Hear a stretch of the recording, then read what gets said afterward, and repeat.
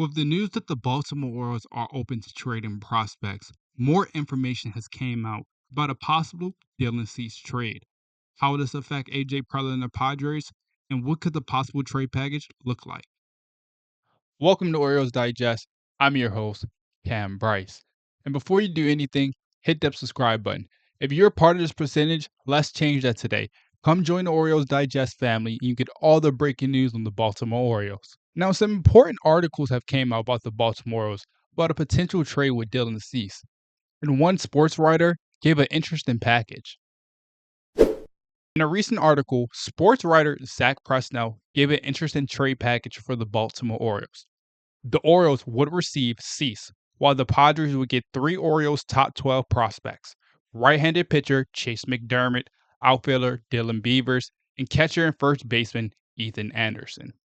This seems like an interesting trade package. So, I'm going to take you into the deep dive of the trade package and what this can mean for the Baltimore Orioles and the San Diego Padres. Now, let's start off with Ethan Anderson.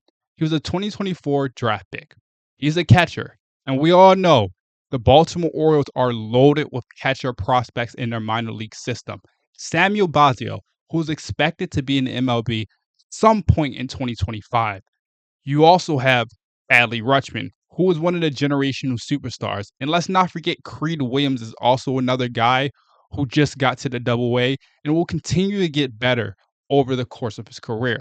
So Ethan Anderson is a guy, even though you recently just drafted him, you could move on from him to acquire a pitcher that you need now.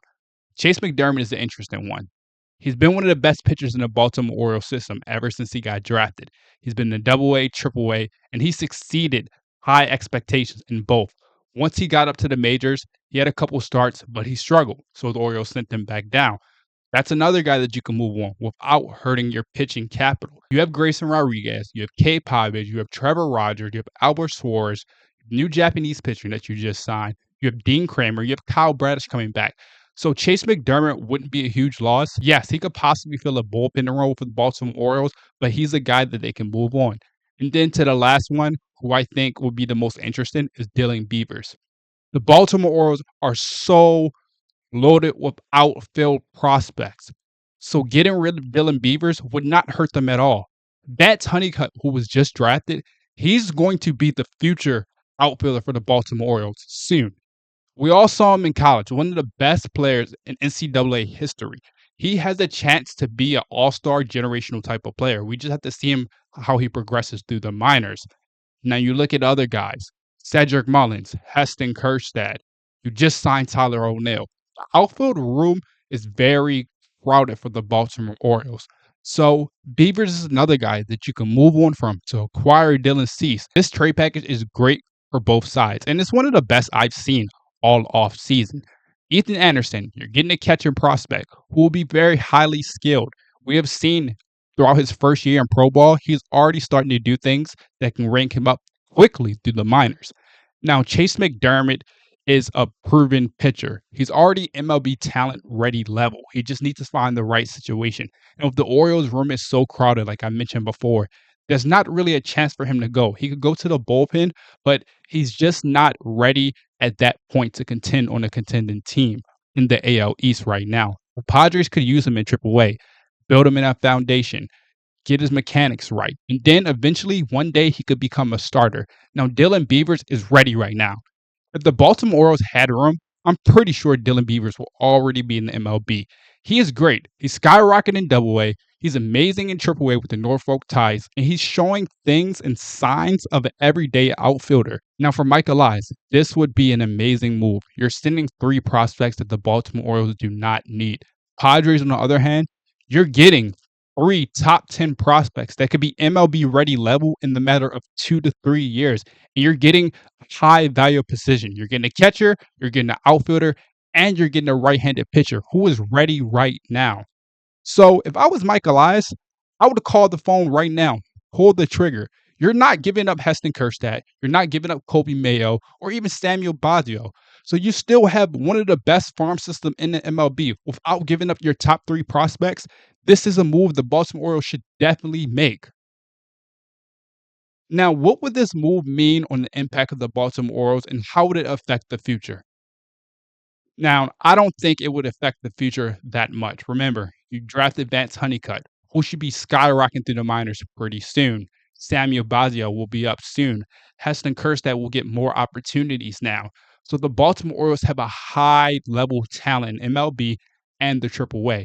The only question is, are you willing to give up on that AAA pitcher that you know that someday could be a high end reliever or maybe the 5 to 4 starter? Now, with the Orioles, they've struggled with injuries over the past couple of years. So imagine Grayson Rodriguez, Zach Eflin, or K. Povich, one of those go down. Do they have a pitcher in the minors to send up real quick to replace them? We know Trevor Rogers will be up there, but do they have that pitcher in the minors they can fully trust in like they have trust in Chase McDermott? Haven't heard a lot of news on Chase McDermott, why the Baltimore's are willing to move him, but it makes sense. He has so many more years of control, still very young, can pitch. When he was in the MLB, we saw stints and flashes of him being successful. It's just all about consistency with these pitchers. You can't be consistent with the lack of opportunities. So the Baltimore Orioles have a chance to make a good trade package with the San Diego Padres. This is one of the best trade packages I've seen. I think the Orioles need to make this move. It could better their franchise. Still have guys like Jackson Holliday, still have guys like Kobe Mayo, who are going through the process right now and will be ready in 2025 to take off. And hopefully they're in the running for future stars. Hopefully Kobe Mayo wins Rookie of the Year. Hopefully Jackson Holliday bounces back. Every saw him struggle last year. But throughout the season last year, Holliday was heating up and starting to be that number one prospect that we all seen. It's just the question is, will Mike Elias finally move these players? Draft capital is a huge thing for the Baltimore Orioles. And at some point, they have to move them from these prospects. Now, let's change this up a little bit. If Dylan Cease's a 1 year rental, say he does good, have his ERA around 3.13 by All-Star break, you can either trade him, receive that draft capital back, or a possible extension. The Baltimore Orioles have to start doing extensions. It's getting to a point where Adley Rutschman is going to want to demand a big contract soon. And you cannot let Gunnar Henderson, like I mentioned other videos, hit the open market because he will break the Juan Soto sweepstakes. So for the Padres, you get rid of Dylan Cease's contract. You don't have to extend him. And you get draft capital back and you get tons of prospects in your system.